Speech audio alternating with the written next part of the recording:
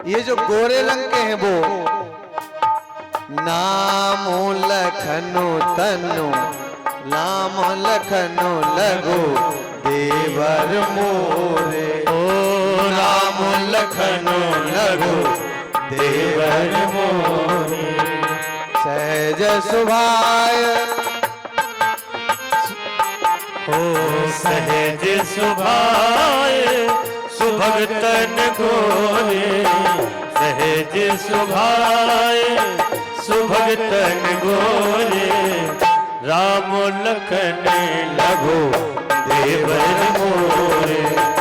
राम लखन लगो देवर मोरे। सहज सुभाय जिनका सरल स्वभाव है, सुभग तन गोरे जिनका रंग गोरा है।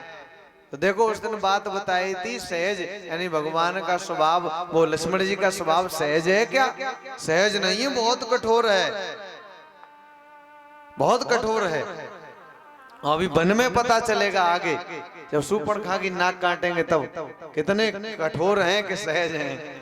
लेकिन माता सीता अपने देवर को देखो, यहाँ एक सीख मिलती है माताओं को। रामचरितमानस सीख देती है क्या? अपने घर की पोल किसी बाहर वाले को मत दो। कठोर हैं लक्ष्मण जी, क्रोधी हैं भले ही, पर मैया सीता क्या कह रही हैं? ये मेरे देवर हैं, इनका बड़ा सरल स्वभाव है। यानी ये नहीं कह रही कि ये मेरे देवर हैं और ऐसे उनका पूरा वो विवरण नहीं दे रही, क्योंकि पोल अपने घर की दूसरे को बाहर वाले को मत दो। ये माता सीता से सीख लो। तो कह रही है बड़े भोले भाले हैं ये देवर मेरे, जिनका गोरा रंग है, ये मेरे देवर हैं और इनका नाम लक्ष्मण है, लक्ष्मण। सखियों ने पूछा और ये? तो माता सीता ने, देखिए माताओं, भारत की नारी कभी नाम नहीं लेती अपने पति का, अपने ससुर का, सास ससुर का। तो आज मैया सीता ने बड़ा अच्छा संकेत किया।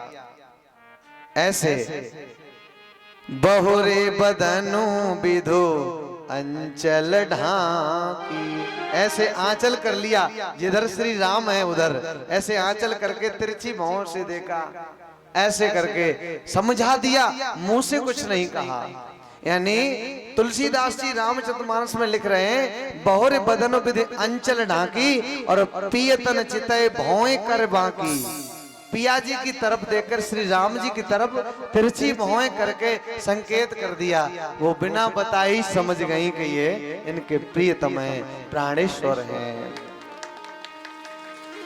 ये भारत की माताओं की चतुराई है, चतुराई। भारत की माता अपने पति का, अपने सास ससुर का नाम नहीं लेती। माताओं ध्यान देना, बड़ी अच्छी बात है। एक स्त्री थी, एक घर में नई नई बहू आई, तो उसने देखा कि सास के घर में खूब गायें रहती हैं, तो दूध बहुत होता है, और दूध बहुत होता है, दही भी बहुत होता है। तो जो दही का मंथन है वो सास करती है रोज। अब बहू को जब कई दिन हो गए आए, तो बहू ने सोचा कि माता जी करती हैं, बुजुर्ग हैं, हाथ थक जाते होंगे। तो सास से बहू ने कहा, माता जी अरे अब आपको क्या जरूरत है ये सब करने की, अब तो मैं आ गई हूँ, इसलिए लाओ मैं ही मंथन कर दूंगी। सास ने खूब मना किया, नहीं नहीं बहू, अरे फिर तो तुझे करना ही है, अभी कुछ दिन और रुक जा। कर नहीं नहीं माता जी, अरे करना ही है तो अपनी सास का काम बटा लूं, ये पूजा है ये एक प्रकार की, इसलिए माता जी आप रहने दो, आज के बाद मंथन मैं करूंगी। और वो मंथन तो करना जानती थी, पर उसमें जो घी निकलता है ना, माखन, उस माखन को निकालना नहीं जानती। आजकल देखा होगा बेटियां बहुत देखी है मैंने कि कभी कभी वो तो इसको तो हम भी कभी कभी ऐसे कहीं जाते हैं ना, तो कहीं किसी के घर में गए, बूढ़ी बूढ़ी माता है, तो मजाक में कहते लाओ हम ही करें, तो जबरदस्ती ऐसे करने लगे। वो घी निकालना तो घी निकसे ने बिन टेढ़ी अंगुरिया, टेढ़ी बिन अंगुली की घी निकलता नहीं, ये हर किसी को नहीं आता। तो माता जी, अब वो जो बहू जो थी वो मंथन तो करना जानती लेकिन माखन निकालना नहीं जानती। और जैसे ही मटके में माखन आया तो बहू भागी और बहू ने कहा माताजी अरे मटकी में माखन आ गया है, आप थोड़ा निकाल दो, मैंने मंथन तो कर दिया। और जैसे ही ये कहा वैसे ही सास की त्योरी चढ़ गई, भौंच चढ़ा गई सास। अरे पगली, तुझे शर्म नहीं है, तुझे ज्ञान नहीं है, क्या शिष्टाचार है तेरा? तेरी माँ ने यही सिखाया है क्या? क्या बोल रही है? माताजी क्या बोल दिया मैंने, ऐसी क्या गलती कर दी? मैं सही तो कह रही है कि मटकी में माखन आ गया। अरे ये मटकी में आ गया यही तो तू गलत बोल रही है। क्यों? ये तेरे ससुर का नाम है, जो मटकी में आ गया ये तेरे ससुर का नाम है। अच्छा ठीक है माताजी, अब ये गलती हो गई, अब गलती कभी नहीं होगी। अब सास ने माखन निकाल दिया। फिर दूसरे दिन बहू ने मंथन किया और जैसे ही माखन मटकी में आया तो बहू भागी और सास से बोली, माताजी जल्दी चलो, मटकी में पिताजी आ गए।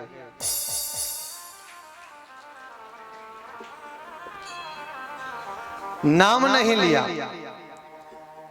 ये भारत देश की सभ्यता है, सभ्यता जो माताएं अपने पति का, सास ससुर का नाम नहीं लेती हैं। संकेत कर दिया मैया सीता ने, लक्ष्मण जी का नाम लिया जा सकता था इसलिए ले दिया, और पति का नाम नहीं लिया जा सकता इसलिए संकेत करके कह दिया। और वो स्त्रियां मन में सोच रही हैं, चरणों में पड़ती हैं, आशीष देती हैं। देखिए आशीष यही नहीं है कि हम किसी से उम्र में बड़े हैं तभी दे सकते हैं, या ब्राह्मण ही हर किसी को आशीष दे सकते हैं।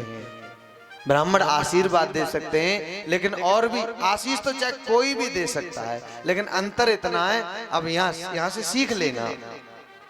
माता सीता, वो जो स्त्रियां हैं माता सीता के चरणों में तो गिर रही हैं, तो सिर पर रख के आशीर्वाद नहीं दे रही, पर आत्मा से आशीष दे रही हैं। क्योंकि चरण तो उनके छूने योग्य है ना, तो चरण तो छू रही हैं पर फिर भी आशीष दे रही हैं। तो इस प्रकार आज वो स्त्रियां चरण छूती हैं माता सीता के और कहती हैं, हे देवी आप धन्य हो, आप धन्य हो, आपके समान कोई नहीं है। और आप कुछ दिन यहाँ रह लीजिए, कितना आनंद आएगा, हमें बहुत अच्छा लगेगा, आप यहाँ रुक जाइए, कह दीजिए ना अपने पद से। तो माता सीता ने मना किया, नहीं, हम किसी गांव में नहीं जा सकते, हम किसी गांव में रह नहीं सकते हैं, इसलिए मजबूरी है हमारी। तो उन स्त्रियों ने कहा सीता मैया से, कोई बात नहीं, आप जब वन में से आओ लौट करके, माताओं ध्यान देना, जय जय श्री सीता राम, ध्यान दो ध्यान। वो स्त्रियां कह रही हैं कि जब यहाँ से लौटते जाओ ना, वन से जब लौट के निकल के जाओ तो यहीं से निकल के जाना, दर्शन देते जाना। दर्शन देव जान निज दासी, लखी सिंह सब प्रेम प्यासी। हमें अपनी दासी जान करके जब लौटती जाओ ना यहाँ से, तो दर्शन देते जाना, यहीं से निकलना। और माता सीता ने उन्हें प्रेम की प्यासी जान करके कहा, चिंता मत करो। वो स्त्रियां विधाता को दोष देने लगी, ब्रह्मा जी को कोसने लगी।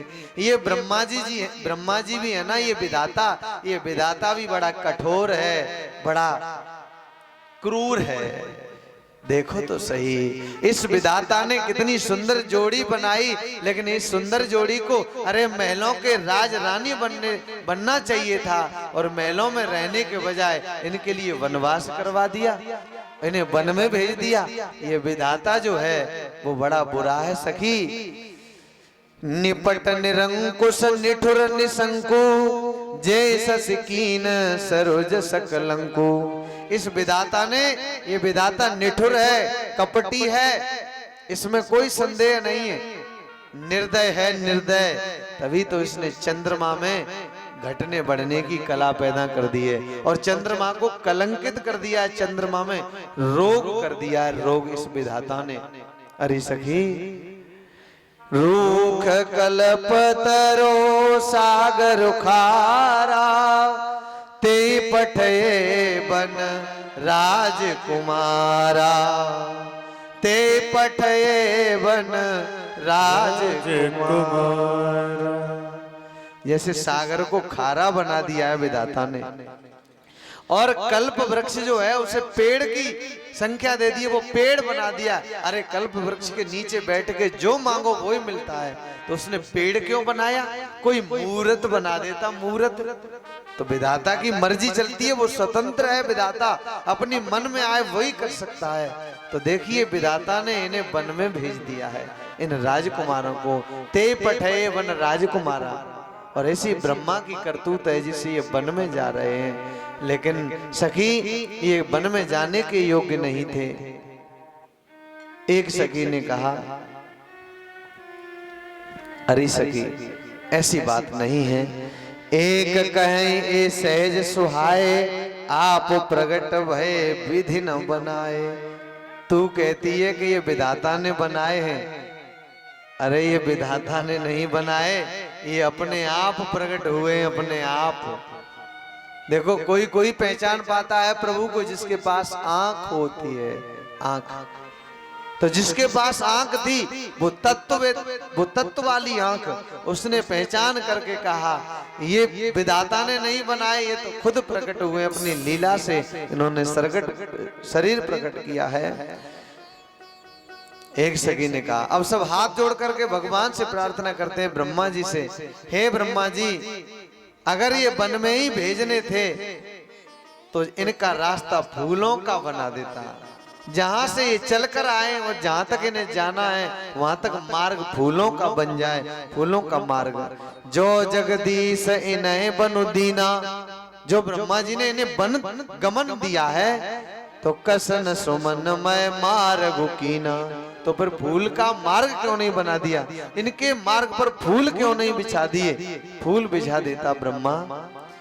अब सभी स्त्रियों से और पुरुषों से विदा लेकर के चलते हैं। प्रभु श्री राम आगे बढ़ जाते हैं, और जब आगे जाते हैं तो कैसे चले जा रहे हैं मेरी माताओं बहनों? उभय बीच सिय सोहति कैसे, उभय बीच सिय सोहति कैसे।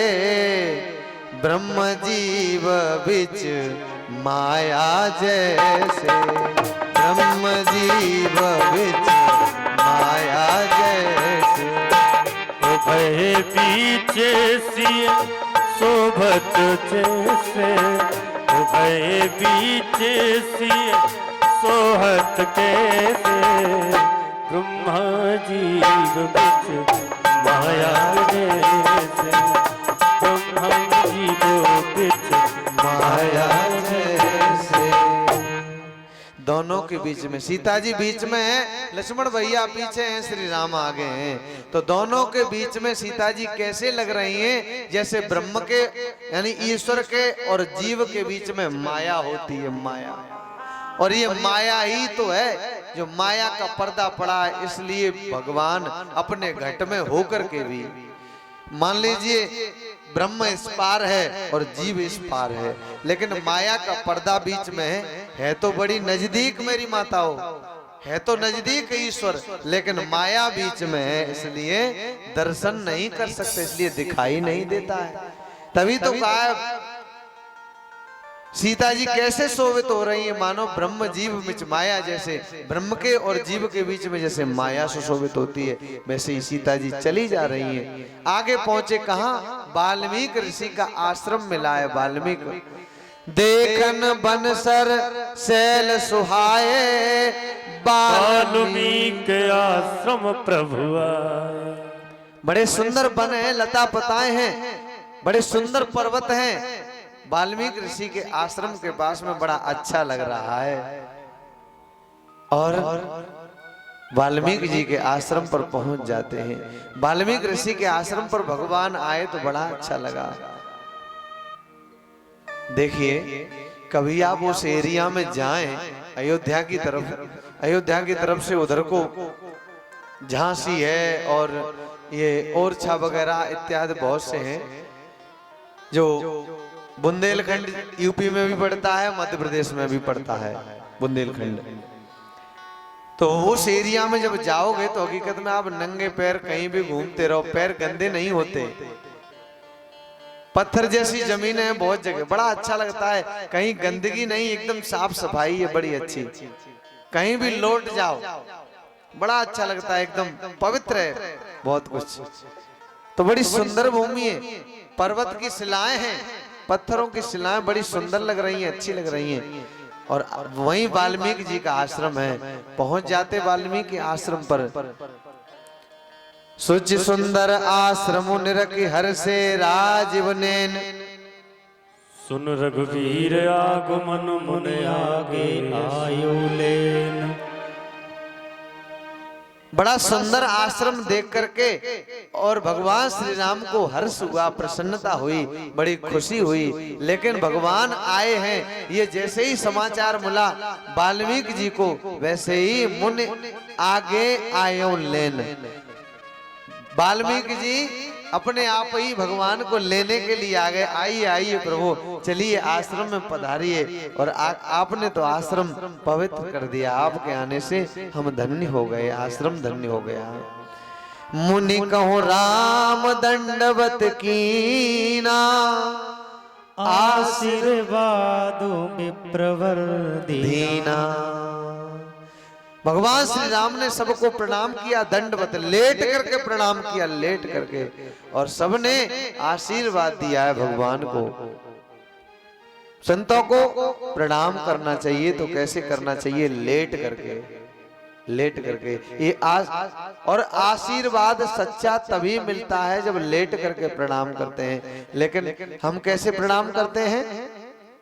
हाँ, क्या बात है। हाँ, क्या कह रही माता जी? हाँ, ये कह रही है माता जी कि लेट कर करेंगे तो खड़ा नहीं हुआ जाता। बच्चे आजकल के झुकना नहीं चाहते। और हमारे जो हनुमानगढ़ से हैं, देखो वो दयाराम जी, यही नाम है आपका? ठीक है, क्योंकि सुन लिया था सुनते सुनते किसी के द्वारा। पर तो वो कह रहे हैं कि देख यहाँ के बच्चे तो ऐसे करते हैं, बस केवल थोड़ा सा गंदा करते हैं। माताओं में जब भी जाता था, आज भी मेरी आदत है, मैंने कभी जात पात नहीं देखी, मैं तो माता ये देखता हूँ, माँ है बस। मैं ये जानू, कोई कहता रहे, मैंने जात पात नहीं देखी, मैं तो माता हो स्त्री हो बस, मैं तो पैर छू लेता हूँ। लेकिन यहाँ की माताएं नहीं छूने देती, तो अभी ये मजबूरी है, फिर भी रोक देता हूं, मैं नहीं छुलवाता। वो चाहे कोई भी क्यों ना हो, पर मैं माताओं से, क्योंकि मेरे गुरु की आज्ञा नहीं है कि ये माँ तो माँ होती है, माँ की कोई बिरादरी नहीं होती है, माँ की कोई जात नहीं होती है। तो इसलिए मैं तो सबको छूता।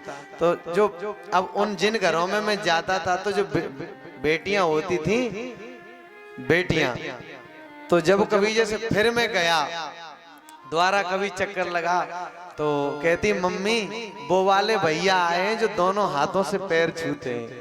ये एक निशानी, एक चिन्ह मिल गया उनको। बहुत जगह का ये परिचय है कि वो वाले भैया आए हैं जो दोनों हाथों से पैर छूते हैं। तो मैं दोनों हाथों से अभी भी छूता हूँ, किसी के छूता हूँ तो, और बचपन से छूता था।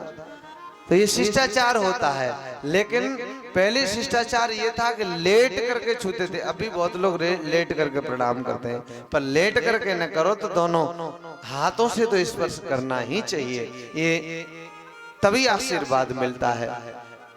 तो लेट करके प्रणाम किया, दंडवत प्रणाम किया, तो ऐसे करना चाहिए। ठीक है, आज के बाद अब मैं बताऊं तो किसी यहाँ इस गांव के नौजवान तो कथा सुनने आते ही नहीं है। जो नई उम्र के हैं भाई बंधु, वो तो कथा सुनने आते ही नहीं है। और सब कुछ ठीक है, यही एक दुख की बात है, सब आ जाए जब। और मुझे सबसे ज्यादा खुशी तब होती है जब युवा वर्ग आता है, नौजवान आता है, नौजवान युवा पीढ़ी आती है। क्योंकि स्वामी विवेकानंद कहते कि मेरे देश का युवा जाग रहा होता है तो मैं जान लेता हूं कि मैं जाग रहा हूं, और मेरे देश का युवा जब चल रहा होता है तो मैं जान लेता हूं कि मैं चल रहा हूं, और मेरे देश का युवा जब सो रहा होता है तो मैं जान लेता हूं कि मेरा भारत सो रहा है। और मेरे देश का युवा जब हुंकार भरता है अत्याचार को मिटाने के लिए, तो मैं जान लेता हूं कि मेरा भारत हुंकार भर रहा है। तो स्वामी विवेकानंद, क्योंकि युवा जवानी में ही सब कुछ अपने जीवन को ऐसा बना लिया, ब्रह्मचर्य धारण कर लिया, और कब ऐसे जिन्होंने विदेशों में भी झंडा लहरा दिया भारत का, ऐसे वैसे महापुरुष थे, ऐसे संत थे। स्वामी विवेकानंद की जीवनी पढ़ा करो, बड़ा आनंद मिलेगा, आनंद आएगा। आप सबको पता होगा, अमेरिका में एक स्त्री ने कहा था, एक स्त्री उन पर आसक्त थी, मोहित थी, तो उसने कहा कि मुझे आपके जैसा बेटा चाहिए। तो कहा अरे इतनी सी बात है तो आप मुझे ही अपना बेटा मान लो। तो उस स्त्री ने कहा नहीं, आप तो हैं ही, आपके द्वारा बेटा चाहिए। तो स्वामी विवेकानंद ने कहा नहीं माता, ऐसा नहीं हो सकता। हो सकता है कि मेरे द्वारा जो बेटा हो वो मेरे जैसा ना हो, कहीं ना कहीं शकल सूरत बदल जाए, लेकिन आप मुझे ही अपना बेटा मान लेंगी तो मैं जैसा आपको बेटा चाहिए बिल्कुल वैसा ही बेटा आपको मिल जाएगा। और उन्होंने माता कहकर के संबोधन किया। अमेरिका के लोगों ने कितनी परीक्षा करना चाहिए कि अमेरिका के जितने स्त्री पुरुष हैं ये सब इस भारत देश के संत पर आसक्त हैं, लट्टू हो गए हैं। तो कोई न कोई गड़बड़ है। तो उन्होंने स्त्रियों को भेज करके परीक्षा करना चाहिए कि देखें ये अपने मार्ग से भटकेगा या नहीं भटकेगा। लेकिन विवेकानंद तिल भर भी कहीं 1 इंच भी अपने मार्ग से डिगा नहीं सका कोई उन्हें, ऐसा उनका प्रण था स्वामी विवेकानंद का। और प्रत्येक युवा को विवेकानंद से सीख लेनी चाहिए, शिक्षा ग्रहण करनी चाहिए। तो युवा जब जागता है, युवा जब हुंकार भरता है तो देश सुरक्षित रहता है। जब युवा मौज मस्ती में आ जाता है और जब अपनी ख्वाहिशें पूरे करने में जब युवा लग जाता है, तब इससे बड़ा दुर्भाग्य और कोई नहीं होता भारत देश का। इसलिए युवा को जागते रहना चाहिए, युवा को कभी सोना नहीं चाहिए। और युवा तभी युवा कहलाता है जिसके अंदर जोश है, जिसके अंदर जोश है वो तभी युवा है, और जिसके अंदर जोश नहीं है वो युवा नहीं है। युवा नहीं कह सकते हम उसको। बड़ा सुंदर लिखा है किसी कवि ने,